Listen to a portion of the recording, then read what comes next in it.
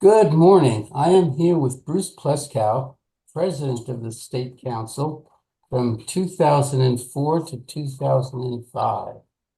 What a lovely picture. What a good-looking guy. Good-looking guy.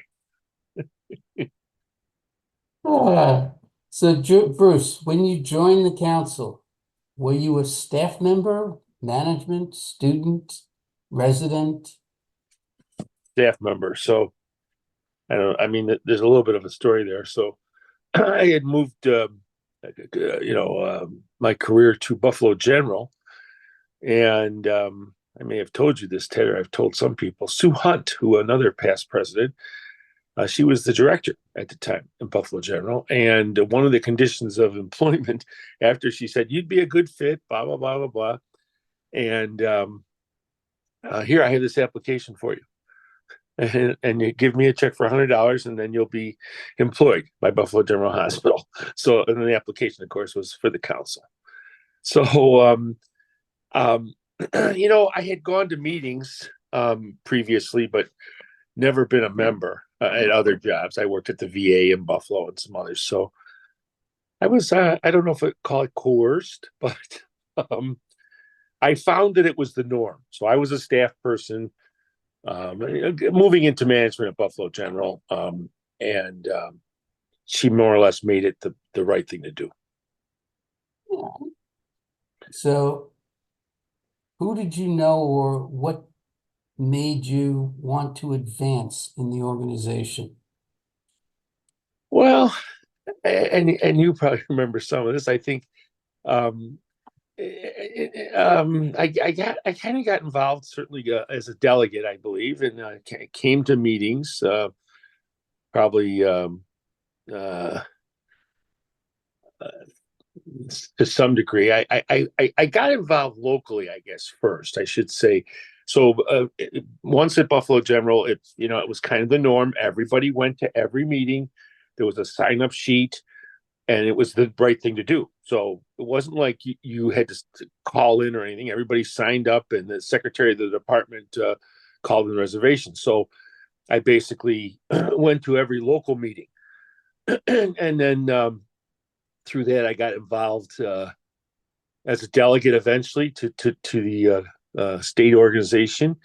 And you go to the. I think the meetings were quite engaging. There were some senior people. I think like Bernie Mell and Seymour Katz, and I remember some poignant conversations during those meetings. We talked about current events. We talked about. I think one of the big things was assisted suicide. I mean, basically all kinds of things that um, some of which you think about as a pharmacist, some of which you didn't. But I eventually became a delegate and found myself tied somehow looking at the finances. Again, um, I didn't.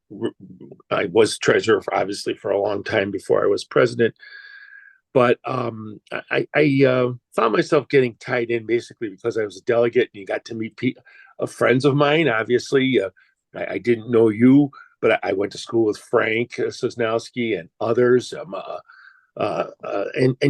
you re-met some of those people that I had gone to school with in Brooklyn. So I think that's kind of how and then it became the right thing to do. Right, you're going every year, and even though I didn't work in New York, I worked in Buffalo. You've developed friends all over the state, being a delegate, and you look forward to those meetings, meeting back with people. Okay. So you kind of covered the next question, but I'll let you do some more.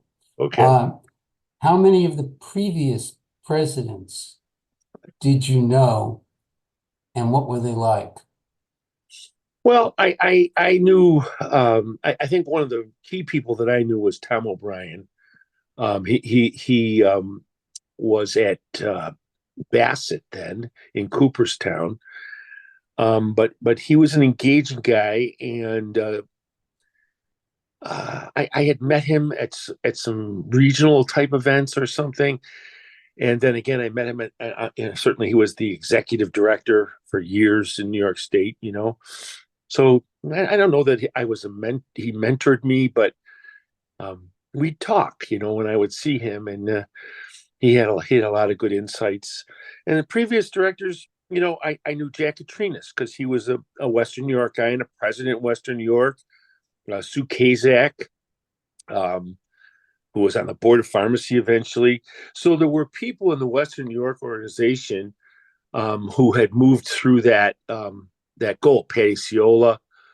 I'm trying to think of others, but Jack was a big influence on me because when I joined in the middle '80s, 1980s, Jack was a presidential officer in Western New York, and he had some ideas about the internet. I remember that and thinking, what is this? Why would anyone use the internet to talk, right? And Jack had these little message boards and things. He was at Erie County Medical Center. Um, uh, and I got to know some of the other directors. Patty Ciola was at Buffalo General, Marianne Dannenhofer, Sue Hunt. These people, Sue Hunt was a past president. But I think those are probably the only, before I got involved deeper. But were you saying before I became president, when I was already on the board? I mean, I knew, No, I Nance. mean, in my discussions with everybody, I did, unfortunately, there is like a wall, you know, the 60s presidents no longer are alive. A lot of the 70s presidents are no longer alive. Some of the 80s are alive and I've spoken to, and others are inaccessible. So I'm trying to get a flavor of what some of the presidents were like before us. Yeah. So I think for me, until I got deeper involved on the actual board of the council, I think Jack Katrinas, Sue Kazak, Sue Hunt. Okay. Now I did know people that did residencies in Buffalo. Tom Lombardi, John Manzo. There were people like that, but they weren't presidents. But I mean, No. they came through the Buffalo residency program. So, but yeah, I think not really until I got more involved. Not really. I would say the single most two people were probably Tom O'Brien, because I saw him at some regional events, and Jack Katrinas. Those were probably the two largest influences. Patty Ciola to some degree.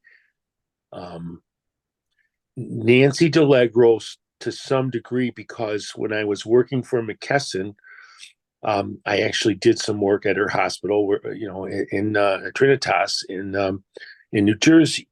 So I knew her only through work, but again, she was a past president, and then she kept saying, you need to be involved. This is when I'm working right for her, right? I mean, not, but so yeah, and of course, um, once you're more involved, you get to know a lot of the past presidents because you're sitting with them at meetings and you're kind of doing a little schmooze. But Yep. All right. So next question is, what challenges did you see as a member, a board member, and as a president of the organization? well, so as a member,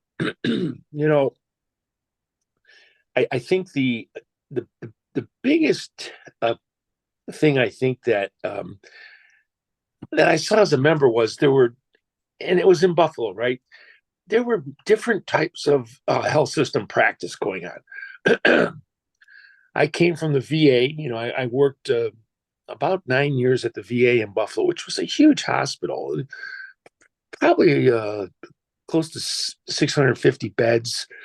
Um, a gambit of work. We did everything. We did heart transplant. We did oncology. So, and our practice wasn't highly clinical.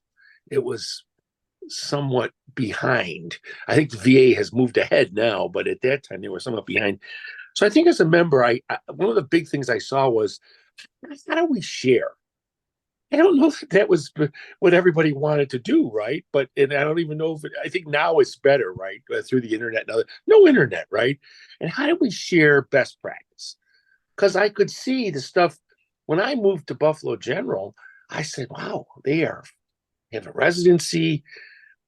They're ahead of the game. Pharmacists had rights and responsibilities, I guess I would call it." So I think as a member, the biggest thing was how do we share that? How does everyone get to a basic level? And I was more of an administrator in my career, but as a staff person, certainly a clinician, and so as I one of the other things as a staff as a as a member that influenced me was when I went to Buffalo General. Beth Ludwig, the clinical people, Kim Zamet, um, they tried to make me more clinical. They tried to help me, and that was something that never occurred anywhere else in my career, since school.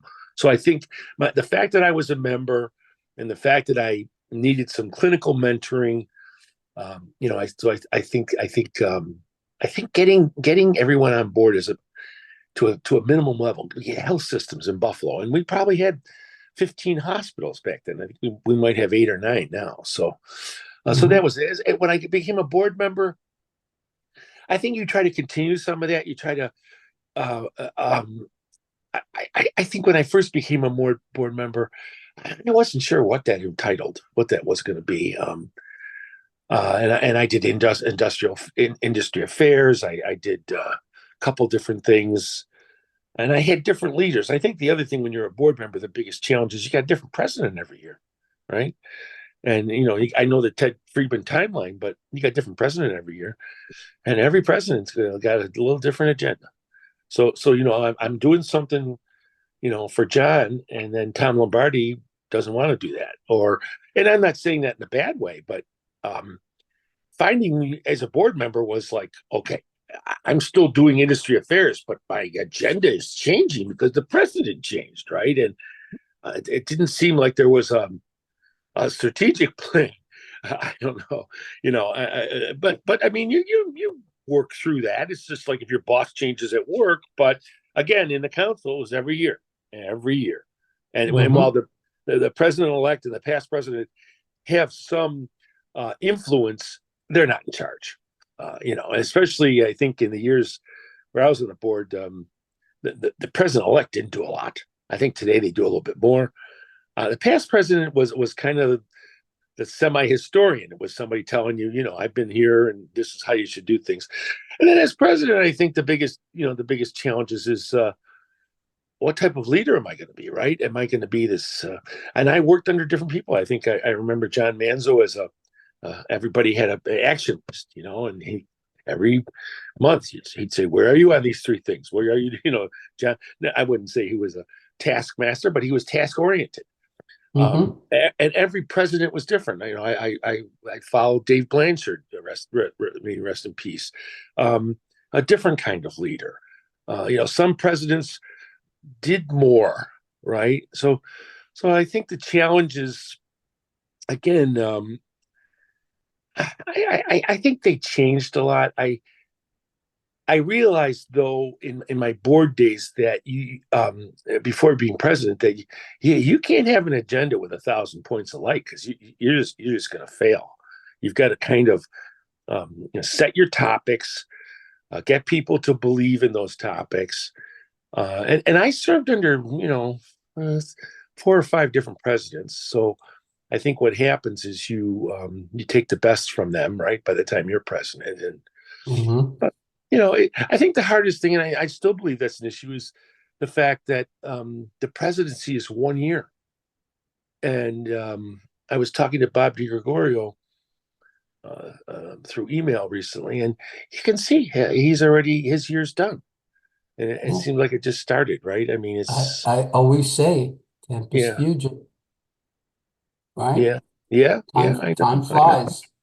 So I think that's a challenge even to today, and it certainly was a challenge for me. So I think, again, as a member, there were certain, but certainly as a board member, I had to figure out, what that meant. I had to figure out the hierarchy on the board, and I had to, respect the senior people, and I had to listen because there were people that really loved the council that I was lucky to serve under, and then as president, I think you emulate some of those things, but it's so quick. So I think I was lucky too because I served a lot of years as treasurer before and after my presidency. So I got to be around, I would say, probably 20 different boards in my New York State career, close to 20 different board years. So I think you hopefully emulate the best of those years. Okay. Yeah. Well, that brings me to another point. How often did the board meet, and were they organized and professional? Was there a lot of camaraderie, or did everybody just come and do their own thing? Yeah. So I think we most like I say, I was on a lot of boards, and for the most part, we did meet um, in person. I want to say 2 to 3 times a year, maybe more. Most of the board meetings, and they weren't, you had monthly meetings, but certainly we met. We met probably twice, once over the summer, usually somewhere, usually maybe towards the Albany area. Again, when I started, Rochester was our headquarters. Ed Bell, right? So I mean, goes way back. Um, but we tried to meet once over the summer to try to bring everybody together. Probably once before the end of the year, and probably once we had a leadership meeting or something. I want to say maybe in a January, February, maybe a February timeframe. So that's already 3 meetings plus the annual meeting. So 4 meetings live. Mhm. And how were those meetings? I think as we got to know each other, and I'm thinking the different boards, we certainly were friends. We were friends, right? I mean, I served on boards with you. We were friends. We Mhm. weren't working friends, but we were friends, and we look forward to our time together, right? We look forward to it. And I mean, did we joke around? Sure, we joked around, but we worked. We worked hard, Yeah. and I think that was a good mix, right? I don't think any of us. I think there's a. I when I think back, I think, oh, we worked hard, but I never thought of it at the time because I didn't want to let Ted down. I didn't want to let Tom Lombardi down. I didn't want to let John down. I had certain things to do for you guys, or whoever was the leader at the time. And as a board member, I had to do it. I had to make time to do it. So again, I think I liked the live meetings. But I think the bigger thing was because we were friends to some degree. I never, it's like I've coached a lot of ice hockey, in my life, and the best teams I ever had were the teams where the kids liked each other because they wanted to play well together. I don't know that they're always the most talented. I don't know that I was ever the most talented, but I worked hard on whatever I had to work on because I didn't want to let whoever else on the board, down. I think that's changed.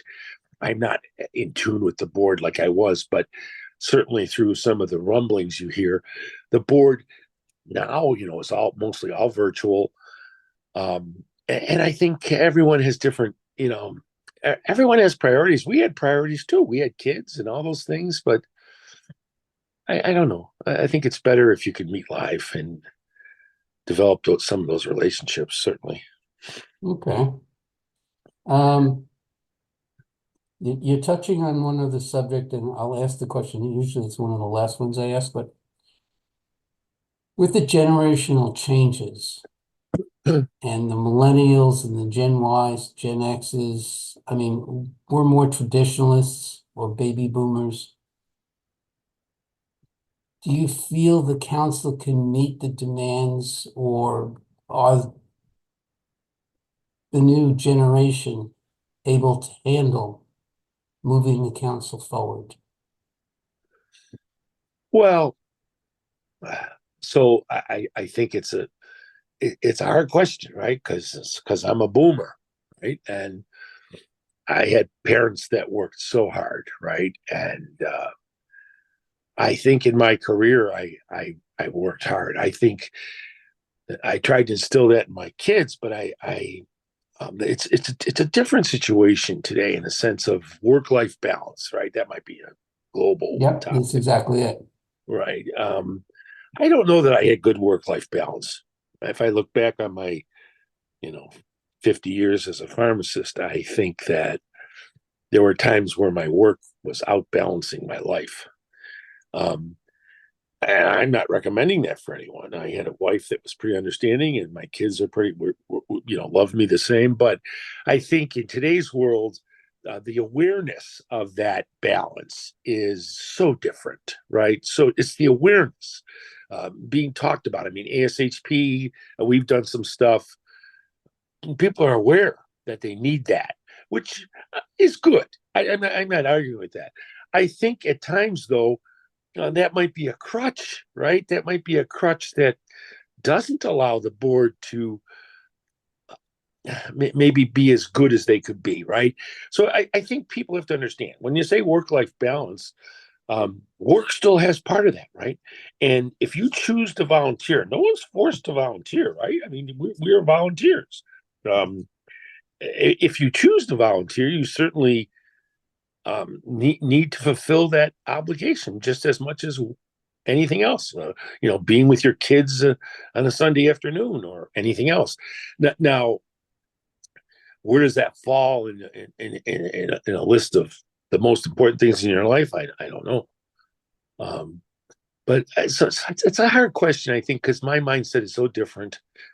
I always thought that the sum of the parts was greater than individuals, right? So if you belong to an organization like the council, I learned so much from other members, right? And and not even the CEs. I learned about life. I learned about the things that are important in pharmacy. I learned about what other people were doing in pharmacy, but also um, I think that it helped me balance things by being a member, right? I think anytime you're a member, when you have a down day, there was someone to talk to. And in an up day, it's more like family, right? I mean, Hmm. it's, and I think it's different for younger people. I think one of the biggest things today is they don't need the face to face because they got a social media face to face. I'm not on Facebook, so I don't know. My kids are all on the Facebook. I mean, they need less, seeing the other person because they can see it through a phone or a computer. And I think that's our membership, right?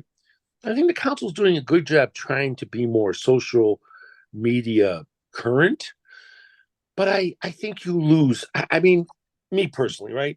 I think if I'm Zooming with you, it's one thing. If I'm sitting with you, it's different. It's a little different. Although the Zoom is good, right? But it's different. It's different. Hmm. And I think there's a loss. There is that um, I don't want to know if it's the friendship piece, but certainly if you're not mano mano, right there with that There's person, no contact.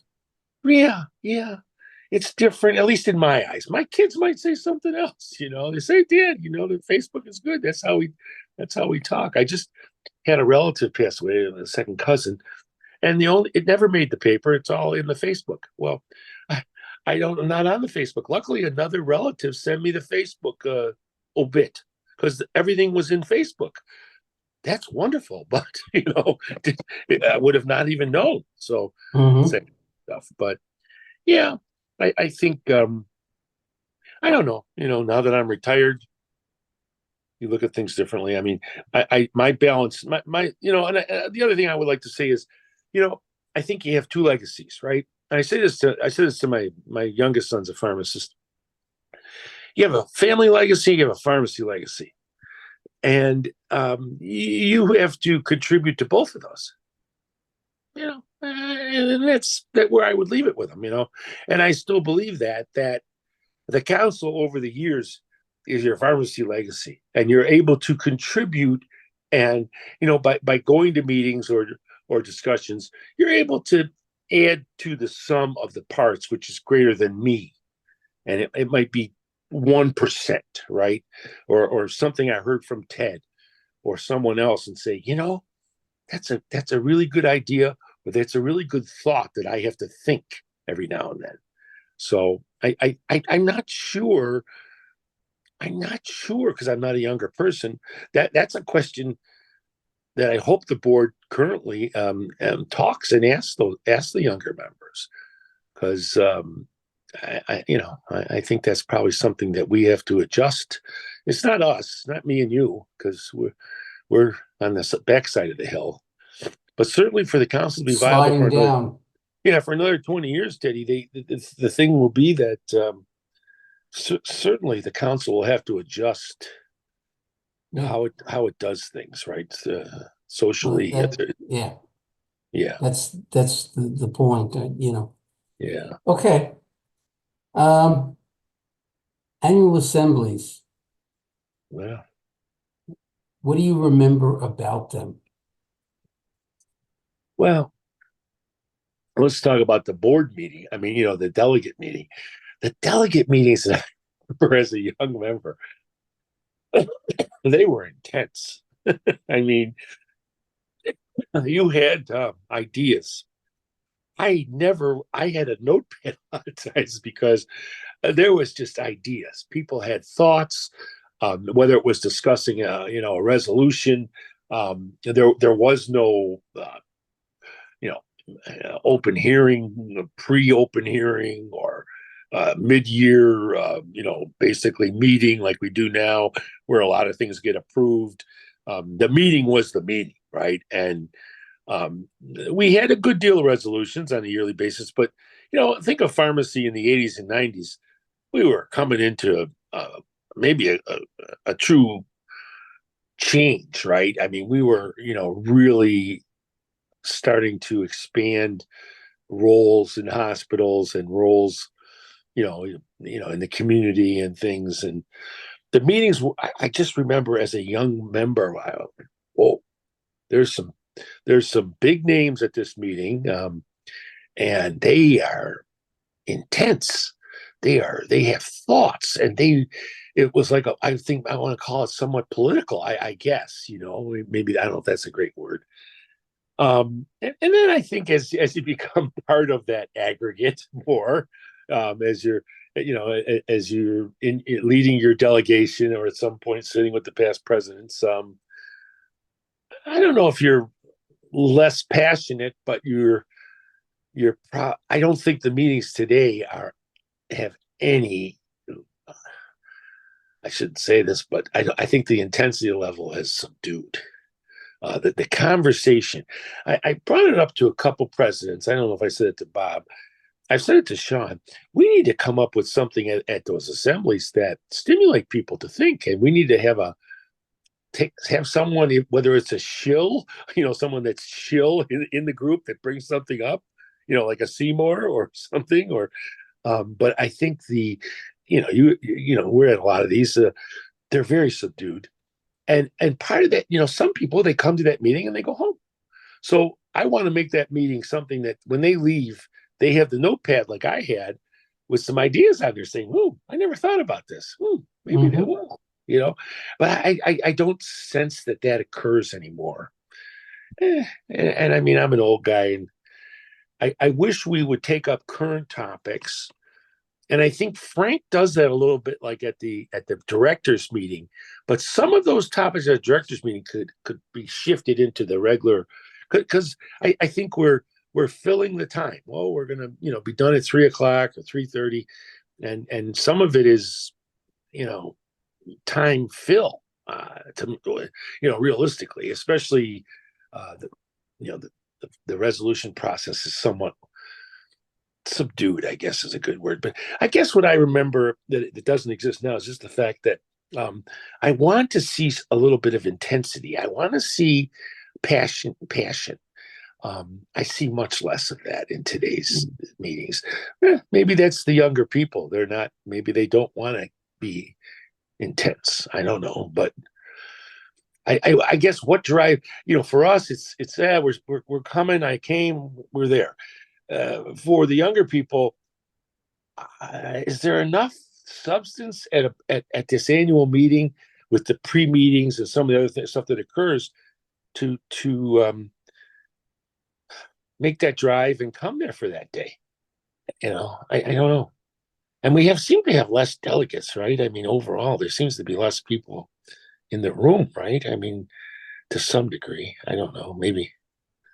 Well, the overall numbers, I don't know. I know the ratio should be the same, but again, they may not fill all their seats. So Yeah. that's a Well, possibility. we may have a one or two. Well, we gained back a couple chapters. We have a couple. Yeah. I think that's the biggest thing I see. I think there should be a reason you want to attend those meetings.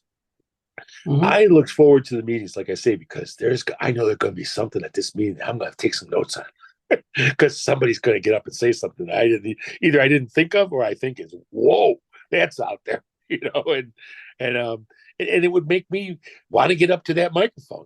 I would say in the last half dozen meetings, I don't really want to get up to the microphone.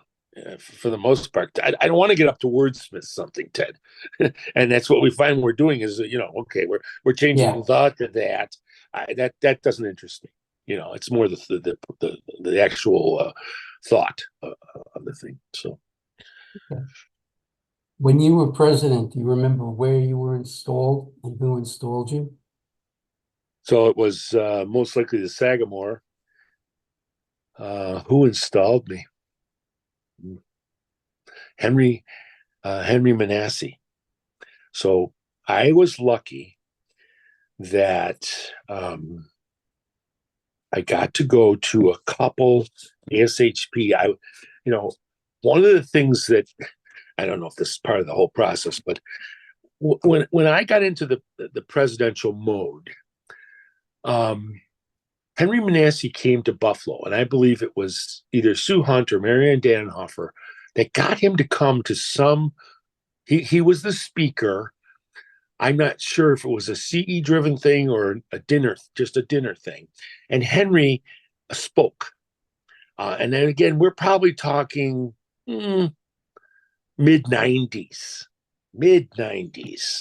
And Henry was pretty vibrant, and he was talking, and he's sitting at our table. I got to be at that table because I was president of Western or I was on the board. And you get to talk a little bit. He's talking amongst it. It's pretty generic talk. And I said to him, I'm going to be president of Western New York, and I'm hoping someday I'll be president of New York State. And he said, well, you have goals. And I said, yeah, it's something or other. And I said, if I can make it to be president of New York State, would you come back and install me? And he said, yes. Didn't really know him. And years later, I was on a couple committees. You did some committees. Luckily, I said to him also at that meeting, and it was Dan Ashby might have been the president or the president-elect out of John Hopkins. And I said to Henry, no one from New York State's ever on this board. Very rare, I think we may have had Manzo. I'm not sure if Manzo ever made it. I know Marshall was, but no one ever seems to make it onto the ASP. I said we're a huge organization. We got 1,300 members, wherever we had back then. I said we're one of the bigger states, but we don't ever seem to. And the next thing I know is I got appointed to a committee. He must have taken that back, made a note, and I got appointed to a committee, and I'm not sure what it was. I was probably the first in many, many, many years. So anyway, I think I had maybe 3 years on ESHP committees, and I got to see him several times. And then we'd talk, and I'd say, I'm going to be president hopefully in a couple of years. Well, I told you I'll come back, and then he did. He actually did. I talked to his secretary. She put me through to him, and he said, I know, I promised you that, and I will be there. And he did, and he came. So, and I think, I don't want to think I was the catalyst because that's too ego driven, but I think we have done better with board ASHP now, National Board Committee appointments in the last 10 years than ever, and certainly look at Lee this year, Mm-hmm. president. But you remember, I'm sure the same thing. We did not have a lot of presence on the ASHP bigger Yeah. picture, you know. So One of the interesting things, I've been going through a lot of pictures from the council. And did you know that um, Abramowitz installed many of our presidents in the 70s? I did not know that. Wow. Wow. Yeah. I know And he's been well, around for a while. I know he's been around for a while. I mean, I didn't recognize him initially until Yeah. I read his badge, and then I said, "Oh, wow, okay," Yeah. because he had that 70s mustache. Yes. Yes. I still have it. Yeah. I think that if you say like, and I don't know this is part of the question, I feel that and not only because of Lee, we've had several board members now. Um, But I think the hardest thing has been how many times, Ted, did we put Tom O'Brien's name up for Whitney and Hmm. other things? We put other people. We couldn't. We come close, but no cigar, right? I just think, and I don't know that it was a negativity towards New York State, but it certainly wasn't a positivity, right? It wasn't. Yet I Yeah. thought we were so good. We had so many good people who didn't get an opportunity. But I'm so happy for Lee, and sometimes what happens too is once you have a president, and what is she, the second maybe that we've ever had, right? Uh, Mm, who else was president way back, right? I well, think, Clifton Lord was president. I think Lou Jeffries might have been president, yeah, yeah. So but maybe the they third. weren't in New York at the time. Oh, wow, I didn't realize that. So look at something of the, and if you look at Texas, or Minnesota. Ooh, after they've had a couple of presidents, and I worked for Bruce Scott, a past president at McKesson, and what happens is a lot of your children, in quotes, kind of move along the same line as the president. So you look at states that have a lot of board members, Minnesota, Texas. Why? Because they've had a number of Kansas has had a couple, but you don't even see a lot from Florida. You don't see a lot from California. Two pretty big states, and um, some of it is having a president like Lee, and then having the offspring follow her. So hopefully, that's something we get to see. Mhm. All right. Any final nuggets you want to pass on to future presidents that you No, feel is they could probably be don't want my useful? they probably don't want my future nuggets, but I think Go ahead anyway. I think the main thing is though that just we as an organization have to find people that love the organization like you and me, right? I mean, I I don't know a lot of the younger people, so I don't know their passion, but I'm hoping that the leadership can find them. Bob has a lot of passion. Bob DeGuerro, the current president, a lot of passion. But we've seen presidents. Uh, some are a bit more more passionate about the council, and some are a little less. And some of them are like thinking they're going to like to have that title, and some of them actually want to do something with that title. So I think the council has to change quite a bit. Certainly to engage with younger people. And hopefully they'll be successful. I mean, for the years that I have left on this earth, I plan to, you know, try to support in any way I can. And the REF. John and I did a lot of years on the REF. I mean, and the REF is going to move on. Has some new leadership, which is good. And I'm looking forward to being less involved in the sense of that I can but maybe there's something along the way that you can add. And this is nice because I think someone might listen to what I have to say and someone might not. But I think you're going to have to find leaders that were more like us. Not that we're perfect, but you're going to have to find people that truly love pharmacy, right? In other words, not only a way to make a living, but a way to make a life, right? To help, care, and that'll be the challenge of the council. I think I think the success will be there because of the need, but I'm not.